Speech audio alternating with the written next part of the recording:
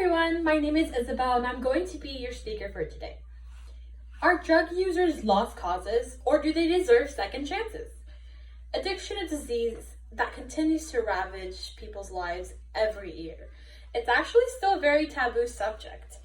Most times they're sent to jail with little to no treatment. There's no clear solutions and instead we punish them for something they have no control over. What if I told you we could send them to recovery programs instead of prison? By doing so, we could save billions in criminal justice system costs and help keep them out of prison, reduce substance abuse and addiction rates. Now let's move on to the economical aspect of this. Gary Zarkin is the Vice President of Behavioral Health and Criminal Justice Research at RTI. Now, RTI is an international nonprofit organization that specializes in research and technical services. A study from 2012, he gathered 1.14 million state prisoners in 2004. He saw that if 10% were sent to community-based treatment programs instead of jail, we would be saving $4.8 billion. Diverting 40% of that population, we could be saving $12.9 billion.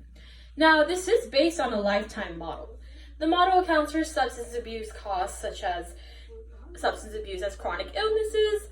It calculates crime and criminal justice system costs relating to policing, trials, sentencing, etc.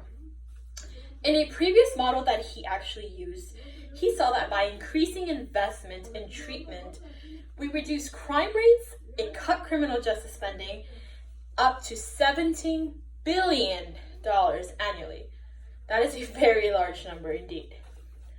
But no matter how expensive treatment is, nothing compares to the cost of drug addiction. When you have a drug addiction, you have insane medical health costs. It could cost you really expensive for overdosing, accidental injuries under the influence. Then you have things such as bail, court fees, lawyer fees, etc. It's just a spiral of money being thrown due to your drug addiction. Jason T is a man from Ohio who received court-ordered treatments. He thought, if you go to treatment, you get out of jail. He hated living like this. When he got his treatments, he realized that he didn't want to be like this anymore. His treatments actually helped him finally decide to just quit the substance abuse. He's actually now 15 years sober as a result. Now, some people say by sending people straight to rehab instead of prison, they're more likely to commit crimes. Now, some crimes will be committed, but not as much if rehab is given. Now, the authors of Zarkin's group analyzed inmates after getting out, and they saw that they did commit crimes, but they were very short-lived. It wasn't in comparison to the people that did not receive treatments. Now, moving forward to another aspect, by sending people to recovery programs, they're less likely to return. Inmates who receive treatments will be able to return to society as productive members. In Portugal in 2001, they actually decriminalized drugs. It was actually a health issue and not a crime. The culture of viewing drug abuse changed significantly. When addiction programs are implemented well, according to the Federal Bureau of Prisons, there are amazing benefits.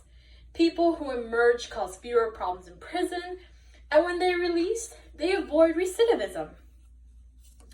The NID, or the National Institute for Drug Abuse, reports that people who get treatment are under legal pressure, keep their appointments.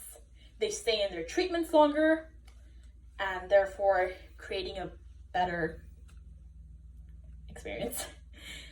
Rui, an addict in Portugal who was interviewed by the NPR, says the stigma against addicts has eased, thankfully, due to a large part of decriminalizing drug abuse. By not incarcerating, people think they will be returning to abusing drugs, and they might even push for legalization. Now, I want to make something clear. Decriminalization is not legalization. In Portugal, distribution and sales is still a crime. However, possessing or having drug abuse is treated as a health problem and not a crime. Instead, the cases are handled by counselors, psychologists, and social workers, as opposed to police and prison workers. As we continue to see the benefits, we will also see the reduction of substance abuse. By decriminalizing substance abuse, it will go down.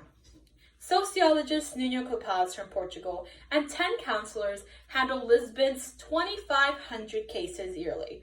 Now that seems like a large number, but it's actually a 75% drop from the 1990s. Lisbon's drug-induced death rate is also 5 times lower than the European Union. That's a very large comparison.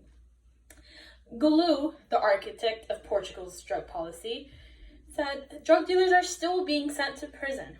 However, if you have less than a 10-day supply, you're immediately sent to medical treatment. There's no judge, no courtroom, and best of all, no jail. As the NIDA suggests, most people who have extended treatments will stop breaking the law and will become fully integrated members of society.